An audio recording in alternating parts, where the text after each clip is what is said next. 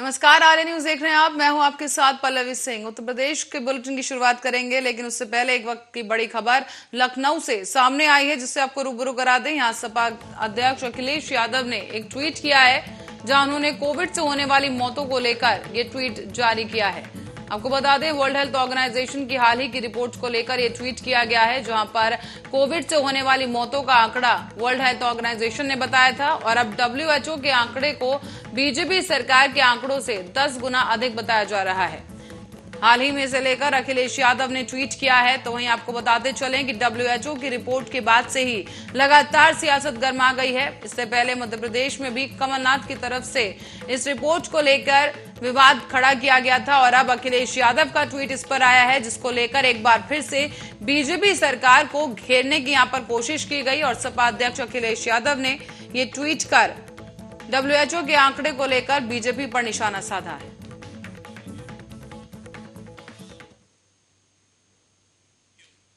तो इस बीच अयोध्या में भव्य राम मंदिर निर्माण से जुड़ी खबर सामने आ रही है। आपको बता दें कि यहां भव्य राम मंदिर का निर्माण कार्य किया जा रहा है, और मंदिर निर्माण कार्य दिखाने के लिए ट्रस्ट की पहल भी जारी है।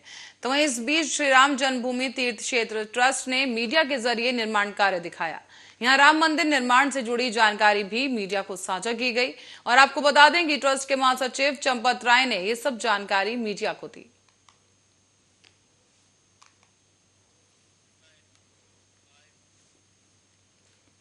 और समाजवादी पार्टी के अध्यक्ष अखिलेश यादव ने कहा है कि जनता ने समाजवादी पार्टी को बहुत वोट दिए, लेकिन बेईमानी से भाजपा को जिताया गया। उन्होंने कहा कि जनता आज भी विधानसभा चुनाव परिणाम पर भरोसा नहीं कर पा रही है। समाजवादी पार्टी जनता के लिए लड़ेगी, संघर्ष करेगी, और फिर उसी तरह से खड़ी दिखाई देगी।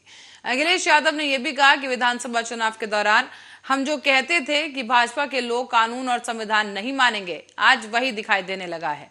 सपा मुख्यालय पर शनिवार को एक कार्यक्रम में अखिलेश यादव ने ये तमाम बातें कही, और साथ ही उन्होंने ये भी कहा कि भाजपा सरकार में अन्याय अत्याचार बहुत बढ़ गया है। समाजवादी पार्टी के जो लोग हैं वो नहीं खड़े हुए तो अन्याय और अत्याचार और भी ज्यादा होगा। इस वक्त अन्याय के मुकाबले के लिए समाजवादियों को एक साथ खड़ा होना ही होगा।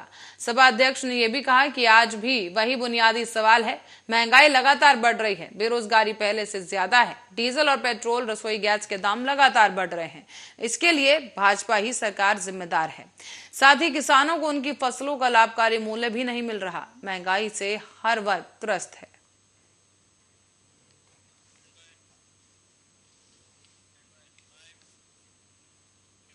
और रायबरेली में जब से नई जिलाधिकारी ने कार्यभार संभाला, तब से ही जिला के अधिकारियों की कार्यशैली का निजाम बदलने लगा है। शनिवार को सोलन के कलेक्ट्रेट सभागार में डीएम की अध्यक्षता में तहसील दिवस का आयोजन हुआ, जहां पर फरियादियों की समस्याओं के निराकरण के लिए टीम गठित की गई। इसमें कुल 117 शिकायतें आईं। जिलाधिकारी का कहना है कि इन शिकायतों पर जल्द ही काम किया जाएगा।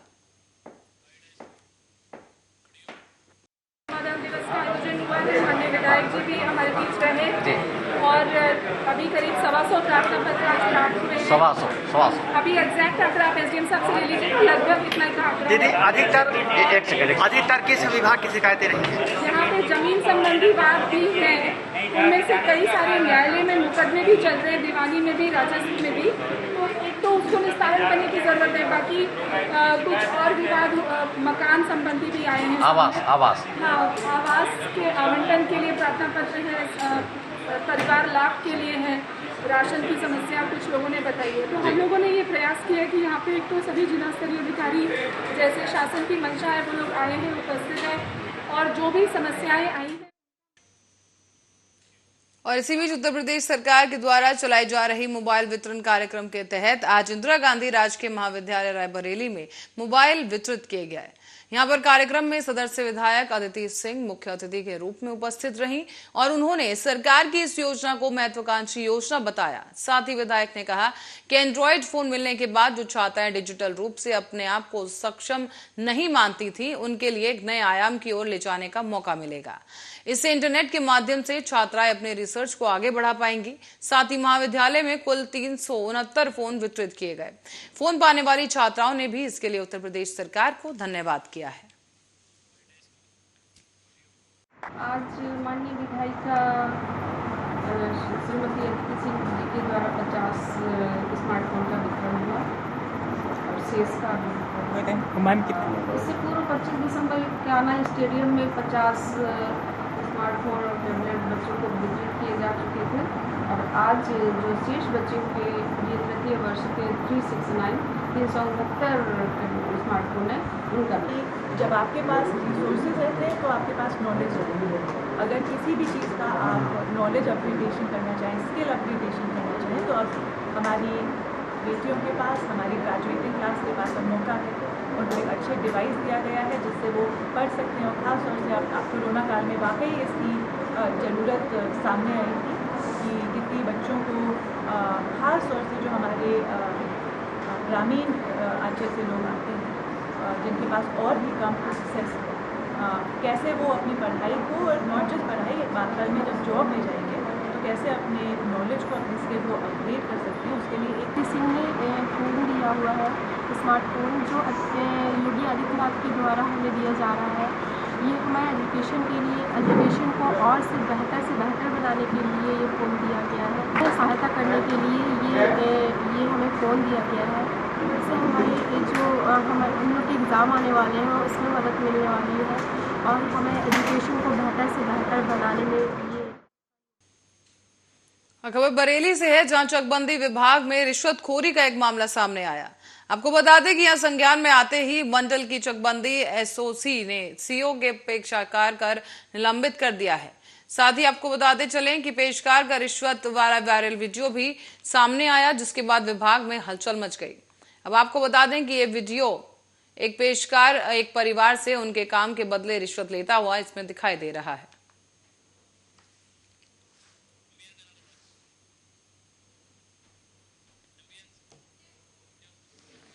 ऐसा सही निपटा लिए 5,000 रुपये, बहुत कम जमीन है, ज्यादा होती चलो तो सही भैया, तो 1.5 बीघा जमीन है। अब मैं क्या बोलूं, आपने तो देखी ली हुई कितनी है, 1.5 बीघा जमीन है, 2-4 एकड़ खाड़ होती तो सही। ज्यादा सुनो मेरी बात, आप सुनो मेरी बात। मेरे भैया 5,000 सीओ मांग रहा है 8,500 मुझे देना पड़ेगा आपको, तो मेरी बात सुन रहे 50। और अब बात करेंगे फतेहपुर की, जहां से मामला फतेहपुर जनपद के सुल्तानपुर घोष थाना अंतर्गत ग्राम आरामपुर बसई का है। यहां पर गांव की ही रहने वाली एक महिला ने गांव के एक युवक के ऊपर रेप और धमकी जैसे देने का प्रार्थना पत्र थाने में दिया है। आपको बता दें कि प्रार्थना पत्र के आधार पर पुलिस ने अभियुक्त के खिलाफ मुकदमा दर्ज किया और पीड़िता के बयान को दर्ज करवाते हुए अभियुक्त की तलाश शुरू की गई। इसी बीच अभियुक्त मौका पाकर फरार हो गया है। फिलहाल दूसरी तरफ खागा क्षेत्र अधिकारी ने अभियुक्त की गिरफ्तारी के लिए कई थानों की फोर्स को लेकर अभियुक्त के घर और अन्य संभावित ठिकानों पर छापेमारी की। साथ ही गिरफ्तारी के प्रयास लगातार जारी हैं और पुलिस की इस कार्रवाई से भयभीत होकर अभियुक्त थाने में आत्मसमर्पण करने पहुंच गया। पुलिस ने विधिवत कार्रवाई करते हुए अभियुक्त को अब जेल भेज दिया है।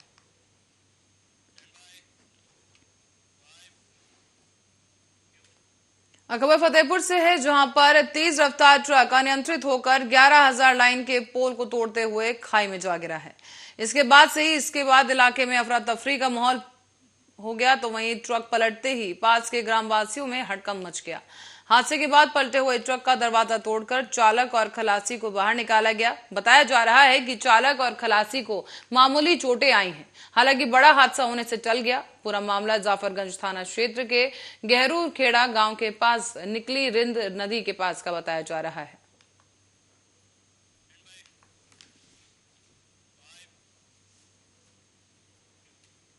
रायबरेली में अतिक्रमण के खिलाफ जिला प्रशासन बड़ा अभियान चलाने जा रहा है। यहां अभियान से पहले सभी दुकानदारों को 2 दिन का समय भी दिया गया और सभी दुकानदारों से कहा गया है कि वो दुकानों और प्रतिष्ठानों के बाहर स्थायी या फिर अस्थायी अतिक्रमण 9 मई तक हटा ले। जिला प्रशासन ने यह भी कहा कि अगर अतिक्रमण स्वेच्छा से नहीं हटाया गया तो 10 मई को जिला प्रशासन का बुलडोजर चलाने पर मजबूर होना पड़ेगा। दरअसल शहर के मुख्य चौराहों और मुख्य बाजारों की सड़क पर दुकानदारों ने अतिक्रमण कर रखा है। अतिक्रमण के चलते आने जाने वाले लोगों को परेशानी का सामना करना पड़ता है। इसी को देखते हुए जिला प्रशासन ने यह फैसला लिया है। रायबरेली जनपद के शहरी क्षेत्रों में लोगों के आवागमन इत्यादि में जो असुविधा हो रही है उसके दृष्टिगत रखते हुए मेन चौराहे और मेन मार्केट्स में जहाँ पर कि लोगों के द्वारा अपनी दुकानों से बाहर आकर के सामान इत्यादि रख दिया जाता है, जिसकी वजह से सकरा मार्केट होता है और लोगों को जाम की समस्या का सामना करना पड़ता है। अभी हम लोग अपने जनप्रतिनिधियों से, मीडिया के बंधुओं से और व्यापार मंडल से इस अनुरोध के साथ में अपील करा रहे हैं कि जिनके द्वारा इस प्रकार के अतिक्रमण किए गए हैं उसको स्वयं से हटा लिया जाए, अन्यथा की स्थिति में मंगलवार से हम इस पर अपनी वैधानिक कार्रवाई करेंगे और उनके सामानों के जब्त। और इसी बीच उत्तर प्रदेश सरकार के पशुधन और दुग्ध विकास मंत्री और गोरखपुर मंडल के प्रभारी मंत्री धर्मपाल सिंह आज महाराजगंज जनपद के दौरे पर पहुंचे। इस दौरान उन्होंने जिले के विकास कार्यों की समीक्षा करते हुए अधिकारियों को सरकार की जन कल्याणकारी योजनाओं को समाज के अंतिम व्यक्ति तक पहुंचाने के दिशा निर्देश दिए। इस दौरान उन्होंने जिला मुख्यालय पर स्थित कोविड हॉस्पिटल समेत कई गांवों का दौरा किया और विकास कार्यों की हकीकत की जानकारी भी ली।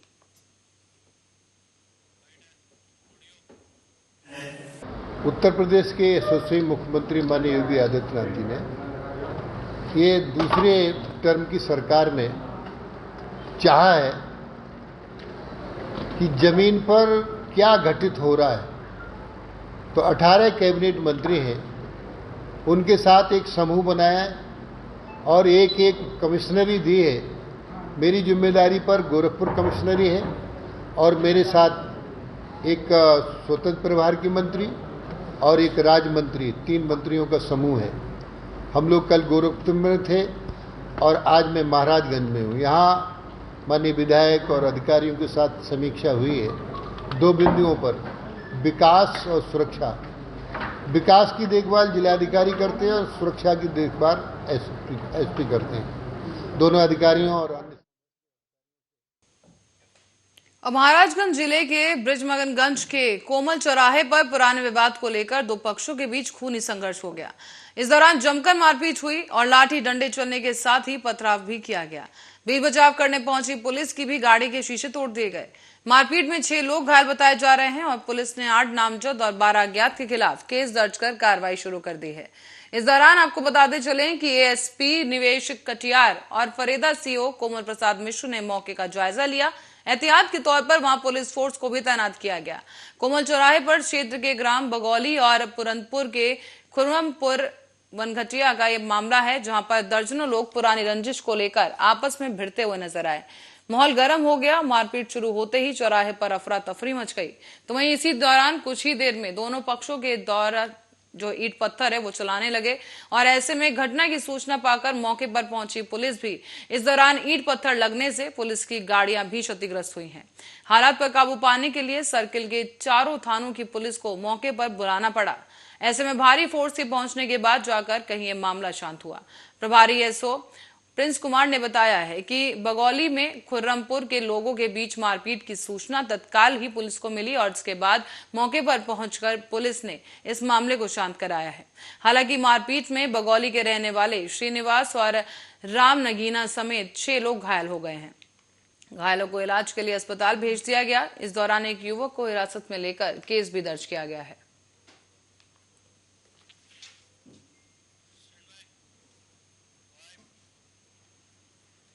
और अब खबर मथुरा से है, जहां घरेलू हिंसा का एक मामला सामने आया। यहां पर एक वृद्ध महिला ने अपने ही बेटी की शादी की। साल भर तो सब कुछ ठीक रहा, लेकिन उसके बाद ससुराल वालों ने उसके साथ मारपीट करना शुरू किया। मां जब बेटी से मिलने गई तो ससुराल में बेटी को ना पाकर वो दंग रह गई। इस मामले में महिला ने पुलिस में रिपोर्ट दर्ज करवाई है और इस मामले पर जल्द ही कार्रवाई की मांग की जा रही है। 7 महीना आ गए हैं। 7 कहाँ रहती थी बच्ची आपकी, क्या पूरा मामला क्या है? शादी किनके साथ की थी? शादी जिनके साथ की थी क्या नाम है उनका? कृष्णा। वो कृष्णा कहाँ है अब? पता ही ना है उसी का। और आपकी बच्ची? ना उसका पता है। सास ससुराली जन सबको पता ही नहीं है कहाँ है। बच्ची गर्भवती ही 7 महीना है। तो क्या हुआ उनके साथ में? उसके साथ में अकेला तो धरघटना बहुत मार के पीट के भेजता है। लड़की रोज खबर करती, मम्मी तो क्या करा है, ऐसा करा, जीजा ने ऐसा करता हुआ हमको जो ऐसे करते हैं। हमने कुछ नहीं सुनी। फिर हमारे दामाद ने अपने आप तो कह दी, मम्मी छाती ठोके अपने विदा कर दो, अब की होगा न्याय के साथ में। तो हम और अब बढ़ेंगे अगली खबर की ओर। यूपी के इटावा में निर्धारित करीब 69,000 मीट्रिक टन लक्ष्य के मुकाबले में केवल 932 मीट्रिक टन ही गेहूं खरीद हो पाई है। यहां जिला खाद्य और विपणन अधिकारी संतोष कुमार पटेल ने शनिवार को जानकारी दी कि सरकार की ओर से 69,000 मीट्रिक टन गेहूं खरीद का लक्ष्य रखा गया था, लेकिन सरकार और निजी कारोबारियों के मूल्य में अंतर होने के कारण गेहूं किसानों ने सरकारी केंद्र के बजाय निजी कारोबारियों के यहां पर गेहूं बेचना अधिक मुनासिब समझा। उधर विपणन विभाग में गेहूं किसान ने घर घर जाकर गेहूं को खरीदने का प्लान बनाया है। उन्होंने बताया कि इसके तहत मोबाइल पर केंद्र प्रभारी संबंधित गांव के राशन डीलर, उचित दर विक्रेताओं के साथ ही ग्राम प्रधान से संपर्क साधा जाएगा। साथ ही जिस गांव से एक ट्रक गेहूं की संभावना होगी, उस गांव में किसानों के घर जा जाकर मोबाइल क्रय केंद्र की ओर से गेहूं की खरीद की जाएगी। साथ ही आपको बता दें कि गेहूं की खरीद संबंधित गांव के पंचायत भवन और उचित दर विक्रेताओं के यहां पर भी की जाएगी। ऐसे में गेहूं खरीद के बाद वहीं से आसपास में भारतीय खाद्य निगम के डिपो में गेहूं को भेज दिया जाएगा।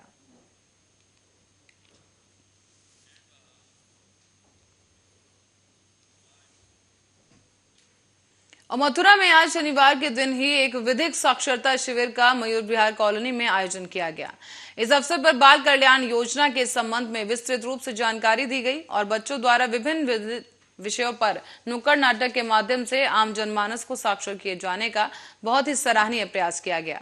इस कार्यक्रम के अंत में स्वामी विवेकानंद जन कल्याण सेवा समिति के अध्यक्ष दलवीर सिंह यादव द्वारा उपस्थित सभी अतिथियों और जन समूहों को धन्यवाद और ज्ञापन दिया गया।